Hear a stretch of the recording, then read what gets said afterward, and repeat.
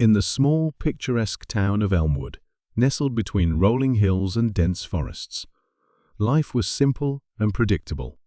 But everything changed when Professor Arthur Langley, a brilliant but eccentric scientist, announced his latest invention, a machine that could manipulate time.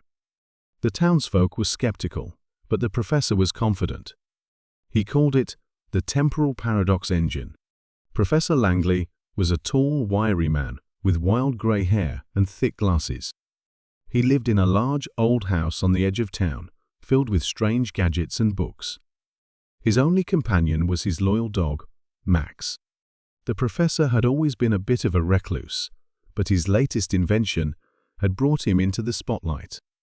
One evening, the professor invited a small group of people to his home to demonstrate the temporal paradox engine. Among the guests were Dr. Emily Carter, a young and ambitious scientist, Mr. Thomas Green, the town's mayor, and Mrs. Margaret Hill, a curious journalist. The demonstration took place in the professor's cluttered laboratory. The temporal paradox engine was a large, intricate machine with countless dials, buttons, and glowing lights. The professor explained that the machine could create a small time bubble, allowing objects within it to move forward or backward in time. As the guests watched in awe, the professor placed a small clock inside the machine. He adjusted the settings and activated the engine. The room filled with a low hum, and the clock's hands began to spin rapidly. Suddenly, the clock disappeared, only to reappear a few seconds later, showing a time that was hours ahead. The guests were amazed, but Dr. Carter remained skeptical. "Professor, this is incredible, but are you sure it's safe? Manipulating time could have unforeseen consequences." The professor waved off her concerns. "Nonsense, my dear. I've tested it thoroughly. There's nothing to worry about." But as the days passed, strange things began to happen in Elmwood.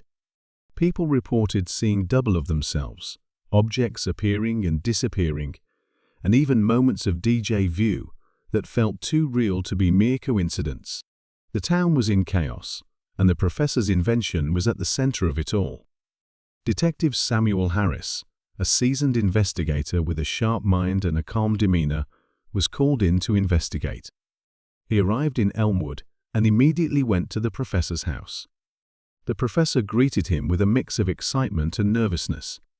"Detective Harris, I assure you, I had no idea this would happen," the professor said, pacing back and forth in his laboratory. The temporal paradox engine was supposed to be a breakthrough, not a catastrophe. Harris examined the machine, his keen eyes taking in every detail. "Professor, you need to shut it down. Whatever you've created, it's causing ripples in time. We need to stop it before it's too late." The professor hesitated. "But detective, this machine is my life's work. If I shut it down, all my research will be for nothing." "Dr. Reed?" Grayson muttered. "Where can I find him?" Harris placed a firm hand on the professor's shoulder. "Your research has already caused enough damage. We need to think about the safety of the town." Reluctantly, the professor agreed. He began the process of shutting down the temporal paradox engine, but as he did, the machine started to malfunction. The lights flickered, the dials spun out of control, and a loud, high-pitched whine filled the room. Suddenly, the room was engulfed in a bright flash of light. When the light faded, Detective Harris found himself standing in the middle of Elmwood, but something was different. The town looked older, more run down, and the people seemed to be from a different era. Harris realized that the malfunction had sent him back in time. He was in Elmwood, but decades in the past. He needed to find a way back to his own time and stop the professor's machine before it caused any more damage. As Harris explored the past version of Elmwood, he discovered that the professor's house was still there, but it was in much better condition. He decided to pay a visit to the younger Professor Langley, hoping to find some answers. The younger professor was just as eccentric as his future self, but he was more open to Harris's warnings. Together, they worked to find a way to reverse the effects of the temporal paradox engine and restore the timeline. After days of intense work, they finally succeeded. The machine was shut down, and the timeline was restored. Detective Harris found himself back in his own time, standing in the professor's laboratory. The professor looked at him with a mixture of relief and regret. "Detective, I can't thank you enough. I see now that some things are better left untouched. Time is not something we should tamper with." Harris nodded. "Sometimes the greatest discoveries come with the greatest risks, but it's important to know when to stop." With the temporal paradox engine dismantled and the town of Elmwood returning to normal, Detective Harris left the professor's house, knowing that he had prevented a disaster.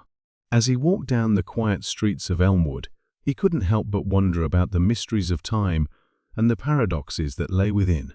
And so, the tale of the professor's paradox became a cautionary story, reminding everyone that some secrets are best left undiscovered. "Dr. Reed," Grayson muttered. "Where can I find him?"